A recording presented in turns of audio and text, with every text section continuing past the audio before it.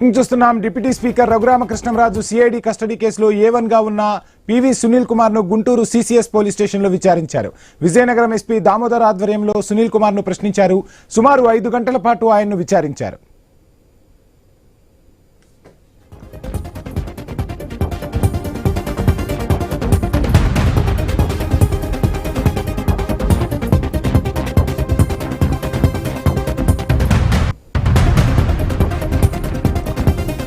Deputy speaker Raghurama Krishnam Raju CID custody కేసులో A1 గా ఉన్న పివి సునీల్ కుమార్ ను గుంటూరు CCS పోలీస్ స్టేషన్లో విచారించారు.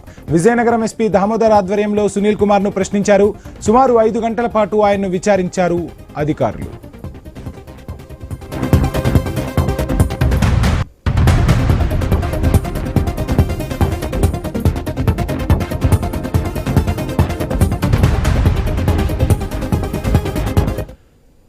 Right. Deputy speaker Raghurama Krishnam Raju CID custody కేసులో A1 గా ఉన్న పివి సునీల్ కుమార్ ను గుంటూరు CCS పోలీస్ స్టేషన్లో విచారించారు. విచారణకు సంబంధించి ఫుల్ డీటెయిల్స్ మా గుంటూరు ప్రతినిధి నాగేశ్వరరావు అందిస్తారు. నాగేశ్వర్, విచారణ పూర్తయిందా? డీటెయిల్స్ ఏంటి?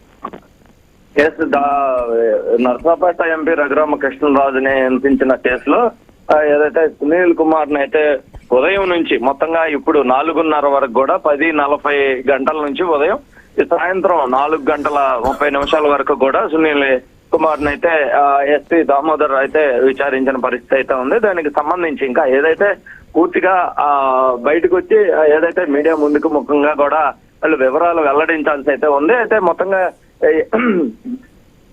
ఏదైతే సునీల్ కుమార్ రఘురామకృష్ణరాజుని హింసించిన గతం వైసీపీ పాలనలో అతని అరెస్ట్ చేసినప్పుడు అతని హింసించారన్నదా పరంగా అయితే రఘురామకృష్ణరాజు కేసు గుంటూరులో దాఖలు చేసిన పరిస్థితి అయితే ఉంది. ఈ కేసుకు సంబంధించి ఉదయం నుంచి కూడా విచారణ జరుగుతుంది. ఎందుకంటే గత వైసీపీ హయాంలో ఒక అధికార పార్టీని అండగా చేసుకుని సునీల్ కుమార్ తనని హింసించారని చెప్పేసి కేసు నమోదు చేయించిన పరిస్థితి అయితే ఉంది. అయితే దీనికి సంబంధించి ఏదైతే ఉదయం 10:30 గంటల నుంచి కూడా ఇప్పుడు 4:30 గంటల వరకు కూడా దాదాపు 5 గంటల పాటు విచారణ కొనసాగింది. మరికొద్ది సేపట్లో అయితే ఈ యొక్క వివరణ మీడియా ముఖంగా కూడా తెలపనున్నట్లు తెలుస్తుంది. మొత్తంగా మీడియా ముందు మాట్లాడతారా లేదా అనేది కూడా వేచి ఉండాల్సిన పరిస్థితి అయితే ఉంది. మొత్తంగా చూసుకుంటే ఈ యొక్క విచారణకు సంబంధించి విచారణలో ఏమి మాట్లాడారు,